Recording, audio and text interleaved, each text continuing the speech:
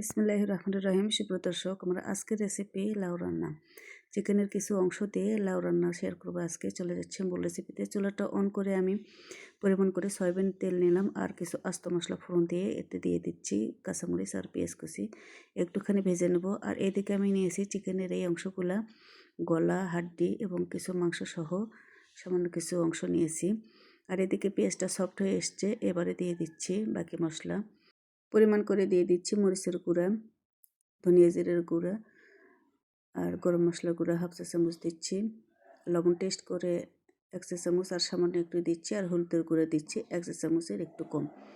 সবগুলো মশলা আমি ভুনিয়ে নেব একটু সময় নিয়ে, লোকটা এরকম হয়ে আসা পর্যন্ত। আর দিয়ে দিচ্ছি চিকেনগুলো যেটা আমি নিয়েছি, ভালো করে কষিয়ে নেব। এ পর্যায়ে ঢাকনা দিয়ে এবং ঢাকনা খুলে বেশ কিছুক্ষণ ধরে কষিয়ে নেব, এতে করে অনেকটাই সিদ্ধ হয়ে যাবে চিকেনগুলো আর কি।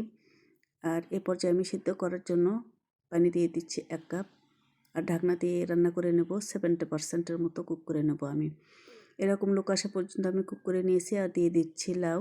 লাউয়ের সাথে আমি 2টো আলু ইউজ করেছি আর 1 কাপ পানি দিচ্ছি, দিয়ে ঢাকনা দিয়ে রান্না করব। আমি 1.5 কাপ পানি ইউজ করছি। ঢাকনা দিয়ে আমি রান্না করে নেব পারফেক্টভাবে, লাউটা সিদ্ধ হয়ে আসা পর্যন্ত।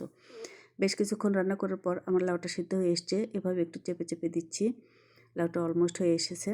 এবার ফাইনালি গ্রেভির জন্য অ্যাড করে দিলাম 1 কাপ পানি আর সামান্য কিছু ভাজা জিরের গুঁড়া ছড়িয়ে দিয়ে ঢাকনা দিয়ে দমে রাখবো 5 মিনিট এবং একটা বলক তুলে নেব। আমি রান্নাটা কমপ্লিট করে নিয়েছি, সব কিছু নেড়ে মিশিয়ে দিচ্ছি। আর এখানে আমি বলে রাখি, আমি রান্নাতে কিন্তু আদা রসুনের পেস্ট 1.5 টেবিল চামচ ইউজ করেছি, যেটা স্কিপ হয়ে গেছে। তো দর্শক, ফাইনালি তৈরি হয়ে গেল আমার অনেক মজাদার লাউ রান্নার রেসিপিটি।